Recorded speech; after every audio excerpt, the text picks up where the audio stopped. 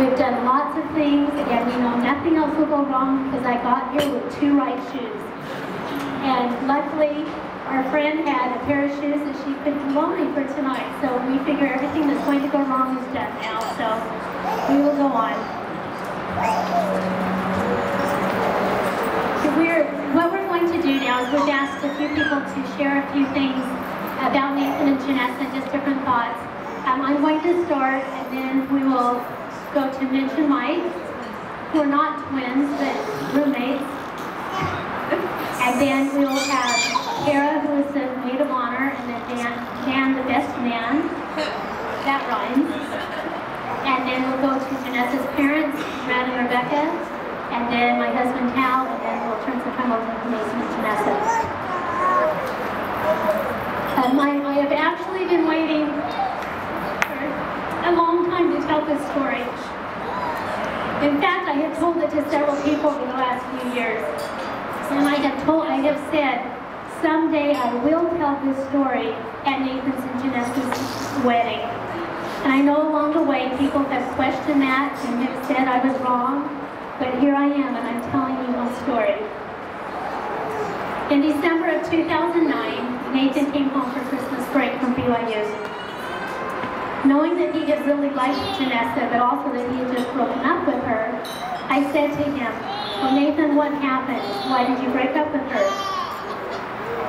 He said to me, "Well, Mom, she shops at Nordstrom." When I told one of my nephews this, he said, "Darn, I wish I had been that smart."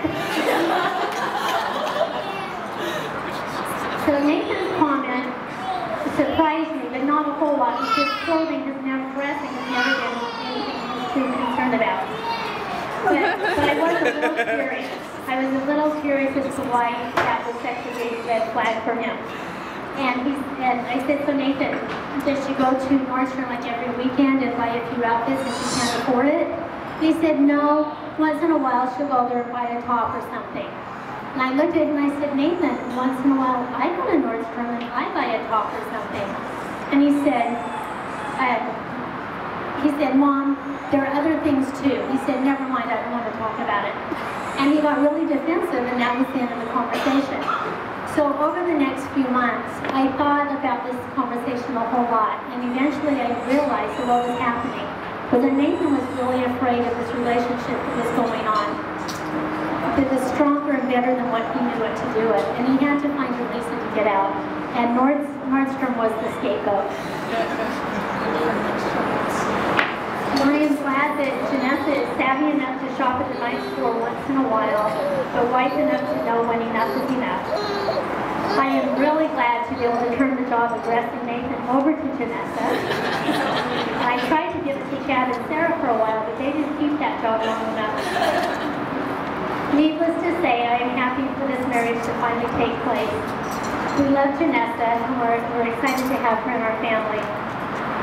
A few years ago, our daughter Katie got married. One day she told me that we had spent a lot of time preparing for the wedding and for the reception, but that we hadn't given enough time of preparation into what was going on now, that she was to be a wife and to go on and be in her own home. I quickly had the thought and told her that we had actually been preparing her since she was a baby, and that she was ready to go on. Nathan, I say to you, we've been preparing you for a long time. You were ready for this. I well remember the day that his first grade teacher told me that he was the designated person to take charge if something were to go wrong in the classroom and the teacher were unable to help. He is one that knows how to see a problem and get in and find a solution. Nathan is smart and he has a keen mind. He knows how to work. He knows how to have a good time. He loves the Lord and has a testimony of the gospel. When he was on his mission, he sent me a book of Mormon that he had been using for his personal study. It was a gift to me that I treasure and read from often.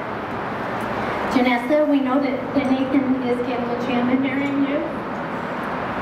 But we also know that you have found someone that's pretty special too. We're excited for both of you and congratulate you. You know, To help you remember my story and to help you to remember that I am part of this, we have brought you a gift from Nordstrom.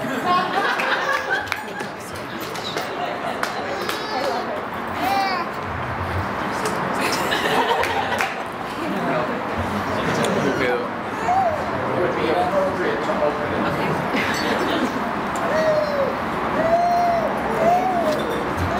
I told this story to this lady at Nordstrom when I was buying this, and she said, "Oh, my manager's got to hear this one."